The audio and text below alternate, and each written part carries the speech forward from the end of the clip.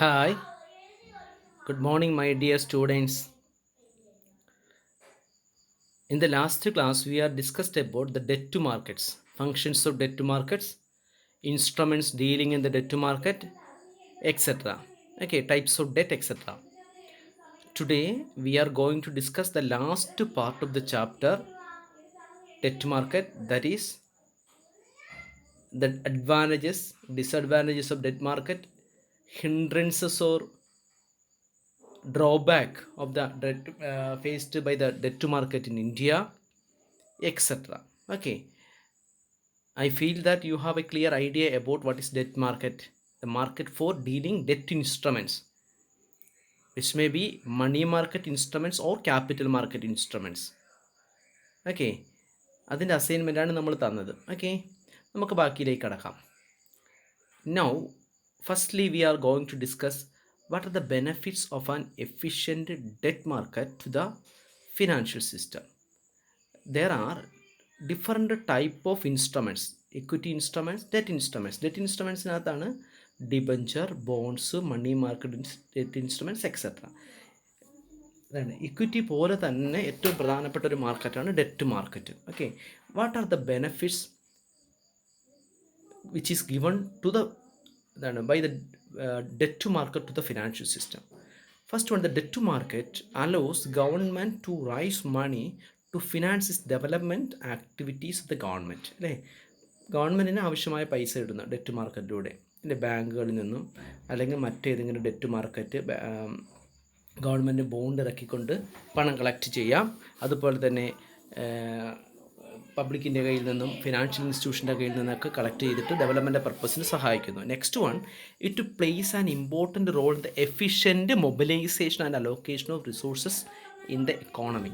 അല്ലേ, നമ്മുടെ എക്കോണമിയിൽ ആവശ്യത്തിന് പണം ഉണ്ടാകുന്നു, അല്ലേ, ആവശ്യക്കാരന് പണം മൊബിലൈസ് ചെയ്യാനും അതുപോലെ തന്നെ അലോക്കേഷൻ നടത്താനും ഒക്കെ സഹായിക്കുന്ന debt മാർക്കറ്റിലൂടെയാണ്.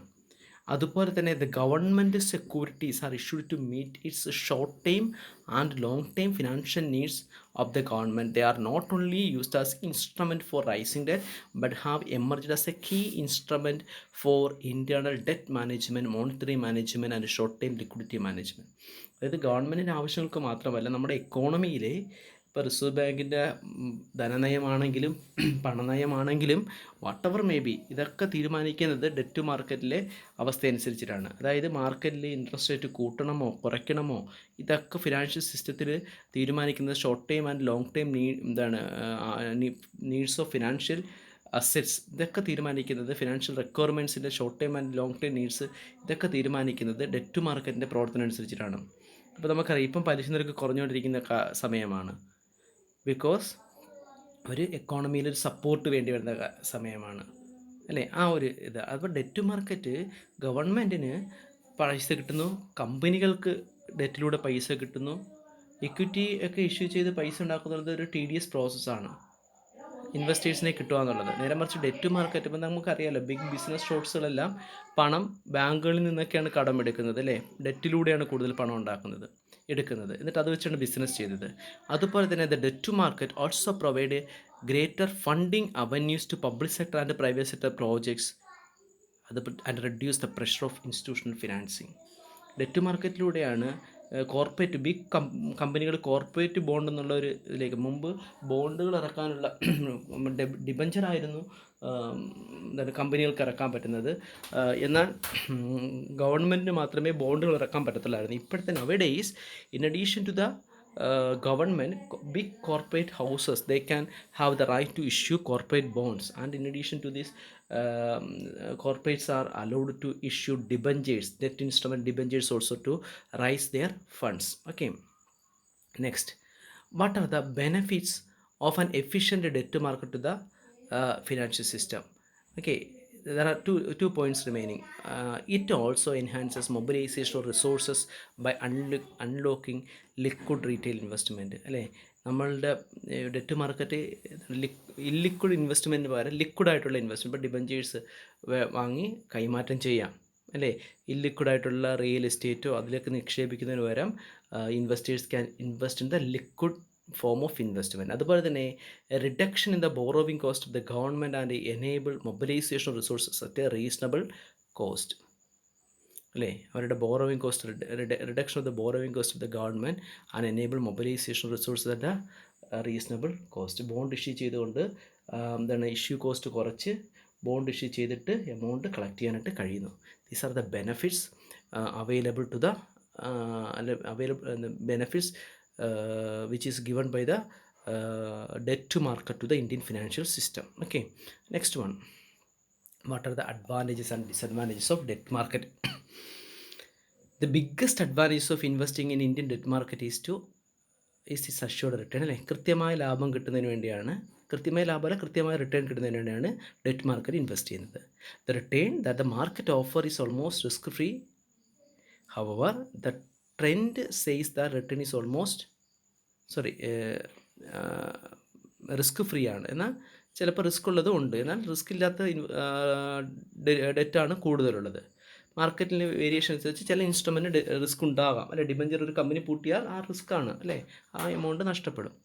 Safer are the government securities. എപ്പോഴും ഗവൺമെൻറ് സെക്യൂരിറ്റീസ് ആണ് ഡെറ്റ് ഇൻസ്ട്രുമെൻറ്റ് ഏറ്റവും സേഫ്. ഗവൺമെൻറ് ബോണ്ടാണ്. അതുപോലെ തന്നെ ബിഗ് കോർപ്പറേറ്റുകൾ ഇറക്കുന്ന ബോണ്ടുകളും നമുക്ക് സേഫ് എന്ന് പറയാം, ഗവൺമെൻറ് അഷുറൻസ് ഇല്ലെങ്കിലും. On the other hand there are certain amounts of risk in the corporate financial institution and public sector units debt instruments. എന്നാൽ ഗവൺമെൻറ്റിൻ്റെ ഇൻസ്ട്രുമെൻറ്റ് സേഫ് ആണെങ്കിലും ഈ പറയപ്പെടുന്ന പബ്ലിക് സെക്ടർ യൂണിറ്റുകളും ഫിനാൻഷ്യൽ ഇൻസ്റ്റിറ്റ്യൂഷനും കോർപ്പറേറ്റുകളുടെയൊക്കെ ഡെറ്റ് ഇൻസ്ട്രുമെൻറ്റ് വലിയ സേഫ് ഇതാണ്, പൂർണ്ണമായും സേഫാണെന്ന് നമുക്ക് പറയാൻ പറ്റില്ല. ഹവർ എന്നിരുന്നാലും investors can take help from the credit rating agencies which rate those debt instruments. അല്ലേ, നമുക്ക് ഇൻവെസ്റ്റ് ചെയ്യുന്നതിന് മുമ്പ് ക്രെഡിറ്റ് റേറ്റിംഗ് ഏജൻസിയുടെ സഹായം തേടാവുന്നതാണ്. The interest in the instruments may vary depending upon the റേറ്റിംഗ്സും. ക്രെഡിറ്റ് റേറ്റിംഗ് കൂടുന്ന കമ്പനികളാണെങ്കിൽ ഡിഫോൾട്ട് കുറവായിരിക്കും, പക്ഷേ അതിൻ്റെ റേറ്റ് ഓഫ് റിട്ടേൺ കുറവുമായിരിക്കും. ക്രെഡിറ്റ് റേറ്റിംഗ് കുറവാകുന്നത് നല്ല റിട്ടേൺ തരും, പക്ഷേ റിസ്ക് കൂടുതലായിരിക്കും. Okay, another advantages of investing in Indian debt market is high liquidity. ഇപ്പോഴും പൈസയാക്കി മാറ്റാൻ പറ്റുന്നതാണ്. പക്ഷേ ബോണ്ടുകളൊക്കെയാണ് നിശ്ചിത വർഷം കഴിയുമ്പോഴേ പൈസ കിട്ടത്തുള്ളൂ. അല്ലേ, ഡിബഞ്ചറുകളാണെങ്കിൽ നമുക്ക് ഡെറ്റ് മാർക്കറ്റിൽ ആവശ്യക്കാരുണ്ടെങ്കിൽ ട്രാൻസ്ഫർ ചെയ്യാം. ബാങ്ക്സ് ഓഫർ ബോണ്ടുകളും അങ്ങനത്തെ ബോണ്ടുകളുണ്ട്, അല്ലേ, ഡീപ്പ് ഡിസ്കൗണ്ട് ബോണ്ടുകളും ബിയറർ ബോണ്ടുകളൊക്കെ നമുക്ക് ഡീപ്പ് ഡിസ്കൗണ്ട് അല്ല, ബിയറർ ബോണ്ടുകളൊക്കെ നമുക്ക് എപ്പോഴും കൈമാറ്റം ചെയ്യാം. Banks offer easy loans to the investors against government security. Government സെക്യൂരിറ്റീസിന് അത് പെട്ടെന്ന് ക്യാഷാക്കി മാറ്റാം, അല്ലേ, ലോണുകൾ കിട്ടും. അപ്പോൾ അത് പെട്ടെന്ന് ട്രാൻസ്ഫർ ചെയ്യാം. അപ്പം 10 വർഷത്തെ ബോണ്ടാണെങ്കിൽ നമ്മൾ ബാങ്കിൽ പണയം വെച്ച് കഴിഞ്ഞാൽ we get easy cash on the security of government bonds. What are the disadvantages?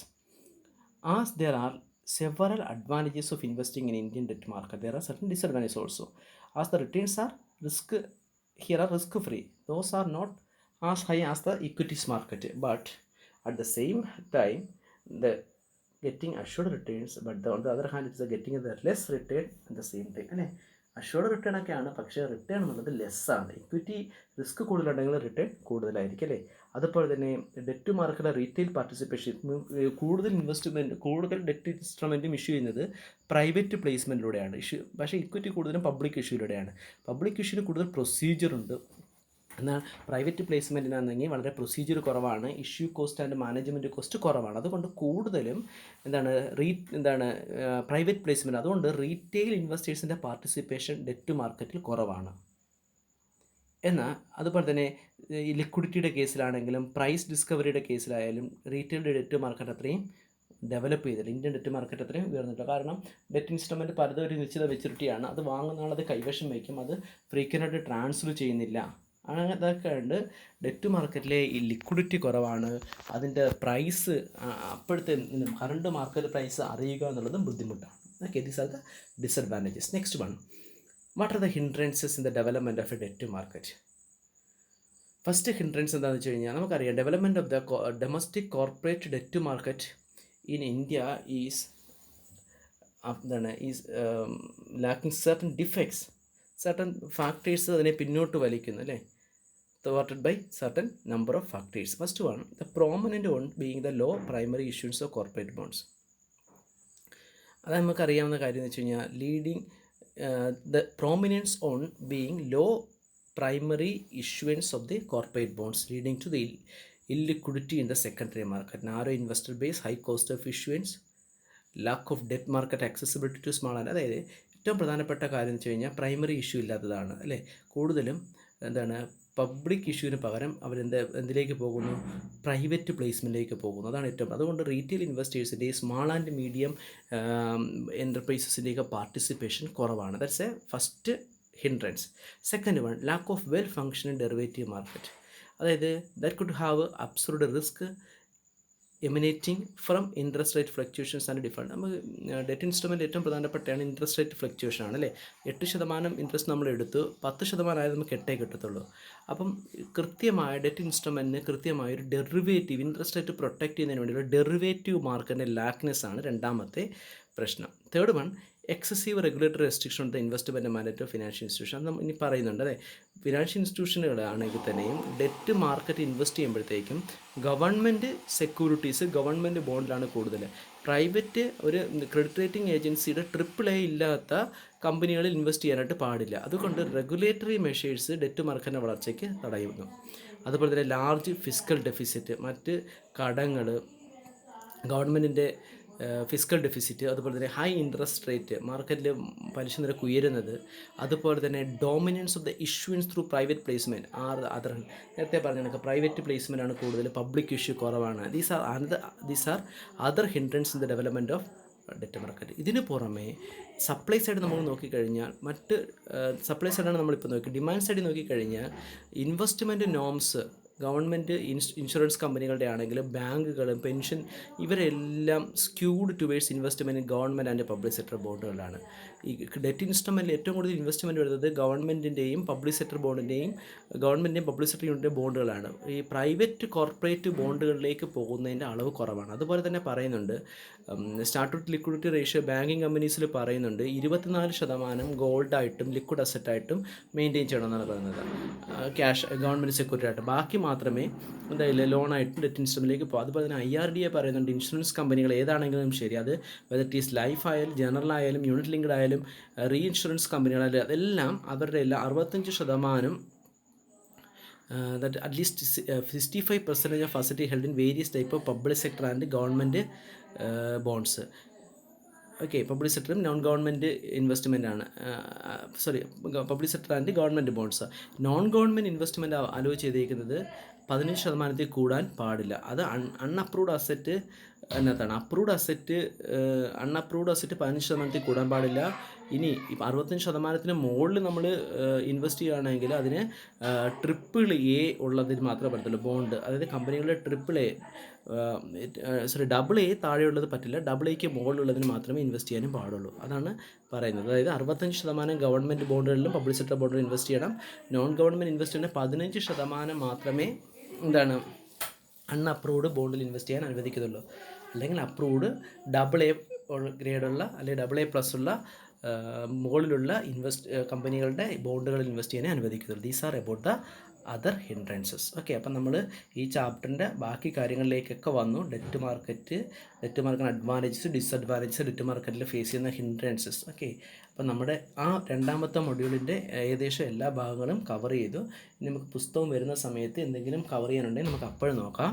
Thank you for your patient listening. നല്ലതുപോലെ വായിക്കണം, നോട്ട് തയ്യാറാക്കണം. ആരുടെയെങ്കിലും പുസ്തകം ഉണ്ടെങ്കിൽ ഒന്ന് എനിക്ക് റെസ്പോൺസ് ചെയ്യണം. എൻ്റെ കയ്യിൽ പുസ്തകം കിട്ടിയിട്ടില്ല, പഴയ പുസ്തകം കിട്ടിയവരാണെങ്കിലും ഒന്ന് റെസ്പോൺസ് ചെയ്താൽ കൊള്ളായിരിക്കും. കാരണം കുറച്ച് ഫോട്ടോസ് എനിക്കൊന്ന് അയച്ചു തന്നാൽ, ടെസ്റ്റിൻ്റെ കുറച്ച് ഫോട്ടോസ് അയച്ചു തരികയോ അല്ലെങ്കിൽ അതിൻ്റെ ഒന്ന് ഫോട്ടോ എടുത്ത് അയച്ചു തന്നാൽ എനിക്ക് ഉപകാരമായിരിക്കും. ഓക്കെ, പുതിയ ടെസ്റ്റുകൾ വന്നിട്ടില്ലെന്നാണ് അറിഞ്ഞത്. ടെസ്റ്റ് കിട്ടിയവരും ഇതേപോലെ ഇൻഫർമേഷൻസ് ഷെയർ ചെയ്യണം. Okay, thank you for your patient listening. Thank you all. Thank you very much.